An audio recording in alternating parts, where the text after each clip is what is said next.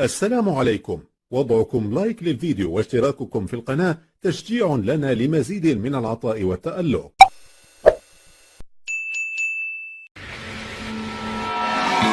Ce prince héritier veut asseoir son pouvoir. Il veut montrer que c'est lui qui va prendre les rênes destinées de ce royaume.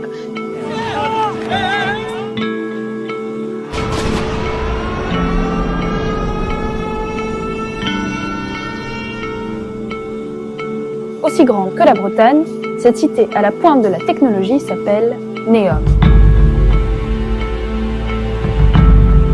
Ces personnes qu'on appelle les Wahhabites construisent une ville de débauche sur la terre des prophètes.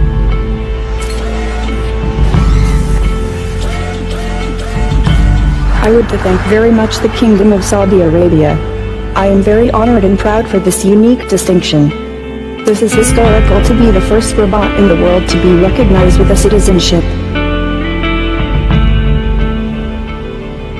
Cette cité qu'ils sont en train de faire à Jebel el-Lawz, en Arabie Saoudite, elle est sur l'endroit où le veau d'or a été adoré pendant l'absence du messager Moïse.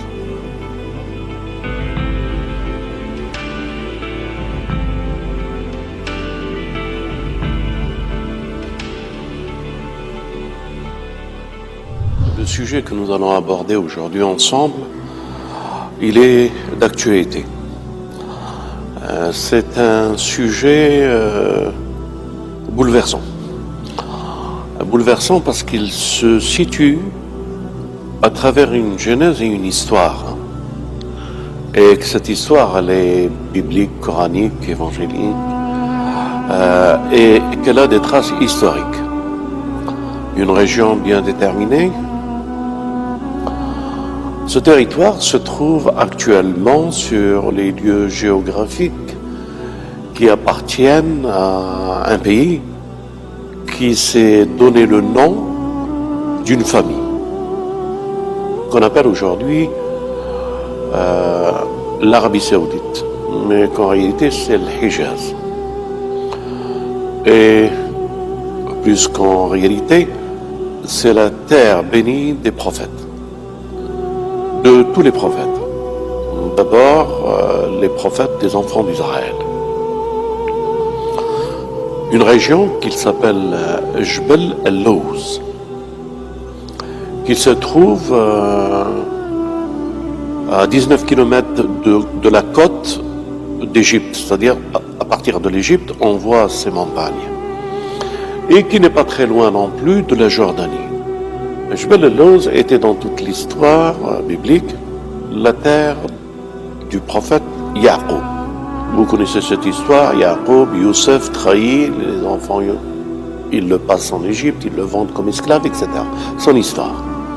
Donc, c'est le lieu de la naissance de Youssef, le prophète Youssef, son père qui est Yaqub et qui a passé sa vie spirituelle sur ces montagnes qu'on appelle Jebel el-Lawz.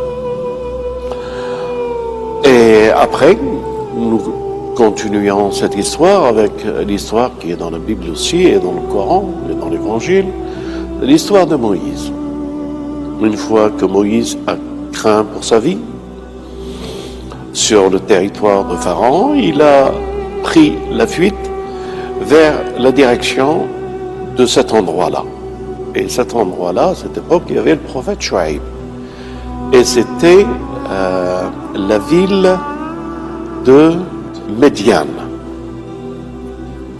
Donc Médian, à quelques kilomètres, mais vraiment 5, 6, 10, mais pas plus loin que cela, se trouve Jebel el-Lawz.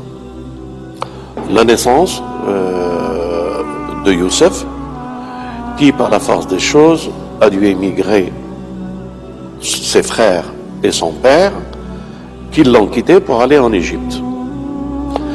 La suite a fait que l'un de leurs descendants, Moïse, après avoir craint de ce qui pouvait lui arriver, après ce qu'il a fait en Égypte, à cet Égyptien, il a fui en cette direction. Donc, Moïse, ses frères, Haroun, sa famille, Imran, son père, lui a enseigné leur histoire. Et sa fuite était en direction du lieu de résidence de ses ancêtres. Et il a fui en cette direction pour aller se retrouver dans un endroit, après avoir épousé la fille de Shuaïb, accompagné avec sa femme et ses enfants, se trouver sur le territoire de ses ancêtres, au mont Sinaï. Et là, il a vu une lumière qui a été vers elle, Dieu lui a parlé, il lui a donné une mission de revenir en Égypte pour aller libérer les peuples des enfants d'Israël.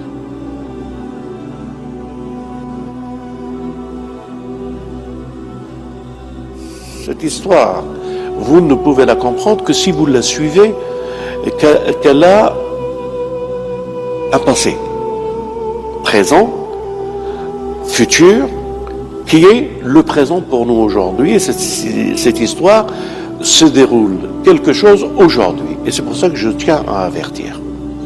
En somme, lorsque Moïse était avec les enfants d'Israël, les historiens ont cherché à comprendre par quelle voie il est passé et dans quelle montagne il a été pour recevoir la révélation. Alors, les histoires qu'ils nous ont racontées, et qui se racontent même aujourd'hui, que c'est des montagnes qui se situent en Égypte. Au mont Sainte-Catherine, il y a la montagne de Moïse, qu'aujourd'hui on appelle la montagne de Moïse. Et tout ça, ce n'est pas la réalité. La réalité, c'est que Moïse, la mer s'est ouverte où?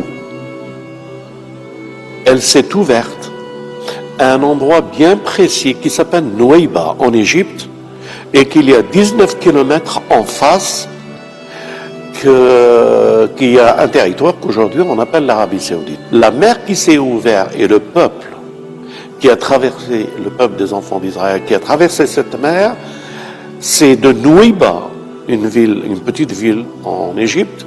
Les preuves scientifiques, elles y sont aujourd'hui. Des archéologues qui ont découvert une roue en or dans la mer de Nouaïba et toute une armature qui fait laisser comprendre que la traversée de Pharaon était vraiment à cet endroit-là. Des preuves scientifiques et historiques que j'espère que le Sanzara vous les montrera. Et que moi-même, j'y étais avec 2 personnes à Nouaïba, cet endroit, pour voir cette traversée. Je suis inspiré par l'histoire. Je suis passionné par l'histoire des prophètes et j'aime bien marcher sur leur trace pour comprendre dans quel lieu leur état, comment il a été. Et je peux vous dire que cette traversée des enfants d'Israël, cet endroit précis, Nouaïba, cette mer qui s'est ouverte, justement à Nouaïba, il y a un mont qui se soulève par rapport à la mer, et que l'eau qui a dû disparaître, les enfants d'Israël ont pu traverser les 19 kilomètres qu'il leur restait. 19 kilomètres, retenez bien ça, pour traverser la mer et aller de l'autre côté. Et l'histoire nous montre, c'est dans cette région qu'il est revenu, qu'il y a une histoire avec les prophètes, et à un endroit bien précis, que le Coran nous parle d'un endroit qui se situe et qu'il l'appelle Tawa. Enlève tes souliers, tu es sur le mont Tawa. Lorsque Moïse, durant le 2e voyage, et qu'il était absent pendant 40 jours, et retenez bien ça, il est revenu et il a trouvé les Banu Israël faisant un veau d'or par le Samaritain et l'adoraient prosterné d'une débauche. Et ils prenaient du plaisir et ils passaient leur temps à la corruption et à la débauche. À cet endroit, avec un veau d'or. Les traces scientifiques sont encore aujourd'hui visibles. Quand on est à Nouaïba, il y a une grande colonne qui est pas très loin de la mer, qui était sur le bord de mer. C'est Salomon qui l'a mis. Pour signaler la traversée des enfants d'Israël à cet endroit. Et lorsqu'on arrive à l'autre endroit de la rive, qu'on appelle aujourd'hui l'Arabie Saoudite, il y avait le même pylône avec l'inscription, c'est à cet endroit que les enfants d'Israël ont traversé. Écrit à l'époque de Salomon. Les Saoudiens se sont empressés de raser cela et l'ont remplacé par une plaque. Et qu'ils ont interdit cette zone à toute personne étrangère que par les services, leurs services, ou les Israéliens, ou les Américains, pour étudier cet endroit. Pourquoi je raconte cela? Et pourquoi je voudrais alerter l'opinion publique? Eh bien parce qu'aujourd'hui, le fils de Salman, le roi, a proclamé que c'est un territoire qui n'est pas sacré et qu'il l'a fait sortir des territoires sacrés de l'Arabie Saoudite, de l'Hijaz, et que tout le monde, il pouvait en faire une ville universelle. Dans cette ville universelle, ils appellent ça la cité de l'intelligence artificielle. Et pourquoi cherche-t-on tellement à développer ça pour arriver à un tel résultat? Eh bien parce que Al-Jan, Iblis, il prendra forme humaine. Mais la forme humaine qu'il prendra sous son contrôle, un très beau jeune homme, des cheveux longs, très beau dans l'apparence, agissant par des gestes et des paroles, en faisant tomber l'eau là où il veut, en tuant un être vivant, en le ressuscitant, en donnant les richesses et l'économie à propulsion à tous ceux qui se prosternent, en ramenant le mondialisme vers une seule élite, l'élite de ce qu'on appelle les Illuminatifs ou autres, les Francs ou autres, ou Bilderberg ou autres, ou les banques ou autres, ou les politiques ou autres, sous son contrôle. Le monde sera géré d'une telle manière, tout ce qu'ils leur proposeront et les choix et les directions et la voie qu'ils devraient prendre, jusqu'à finir par prendre leur forme, qui ne peut pas être une forme, puisque le jeune ne peut pas être perçu, touché. Il peut toucher par un monde de vibrations, mais il ne peut pas toucher par le toucher, et il a besoin de l'humain pour le sens du toucher. Il prendra corps et forme dans les robots, et que ce sera un multiple sans chiffre, robotisé, et qu'ils ne sont qu'en réalité que l'intelligence artificielle. Elle prendra des noms. Sophia, yani masha'Allah, le nom Sophia.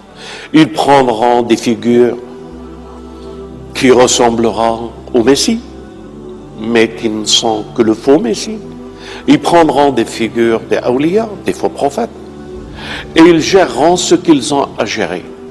Et c'est à partir de Jbel el-Lawz qu'ils voudront prendre le contrôle, non seulement sur cette terre, mais qu'ils auront des plateformes en dehors de la Terre, sur la Lune ou plus loin encore. Ils auront des moyens de communication, des radars, gérés pour notre humanité, pour le contrôle. Nous sommes devant un événement qui va être un événement grandiose, que les fidèles doivent prier Dieu, quelle qu'il soit leur religion, pour intervenir et pour faire stopper ce délire du veau d'or, encore une deuxième fois, sur Jbel el-Lawz. Lorsque cette ville deviendra la ville de Sophia, leur Sophia, et que les jeux et que la débauche et le veau d'or seront une deuxième fois adorés, que la main de Dieu et son intervention à travers le Messie et le Mahdi et tous les hommes, l'Awliya, vont intervenir. Walhamdulillahi Rabbil Alamin, wa salatu wa salam ala Muhammad wa ali Muhammad.